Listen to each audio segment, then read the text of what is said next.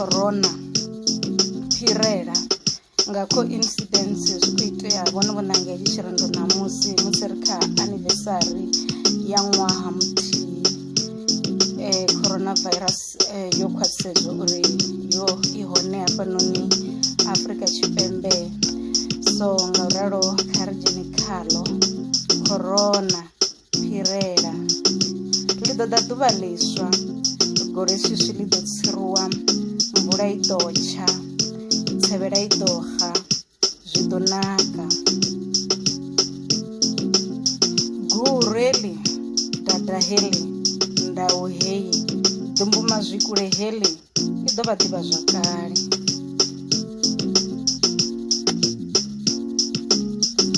Zwino ndi a ṱavha mukosi, iwe COVID, iwe corona, iwe dwadze, iwe ḓithu, iwe phirela.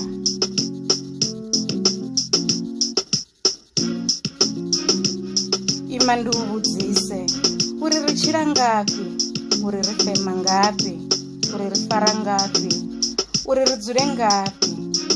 Ndi a ṱavha mukosi, iwe COVID, he COVID, na ndi na corona, a u mpfi na.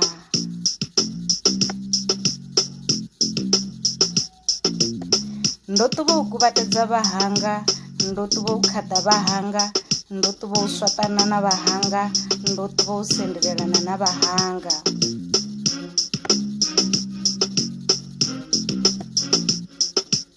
Iwe corona, he corona, na ndi na corona, a u mpfi na. A una shaka, a una swina, a una ṅwana, a una mualuwa, roṱhe wo ri ita zwiradisi zwau.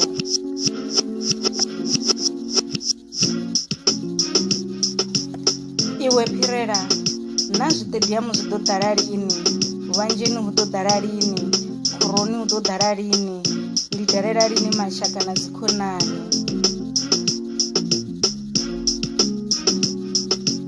Iwe corona, khe u muvali wa mahothi, u ḓisa zwililo na u shenganya maṋo, u ḓisa nḓaḓo, a u ri litshi ngani.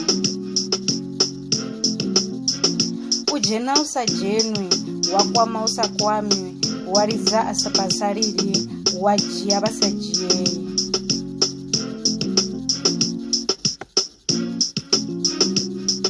Fhedzi na u zwo ralo, ḽi ḓo ḓa ḓuvha ḽiswa, gole swiswi ḽi ḓo tsiruwa, mvula i ḓo tsha, tsevhela i ḓo xa, zwi ḓo naka.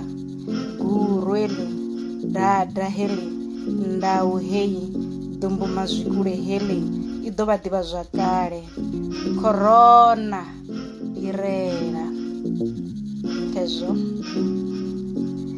ndi tshone tshirendo tshe vhone vha tshi ṋanga, corona phirela, musi vho tshi ṋanga ri tshi khou elelwa miṅwedzi ya 12 tshe ha khwaṱhisedzwa tshiwo tsha coronavirus tsha u thoma Afrika Tshipembe.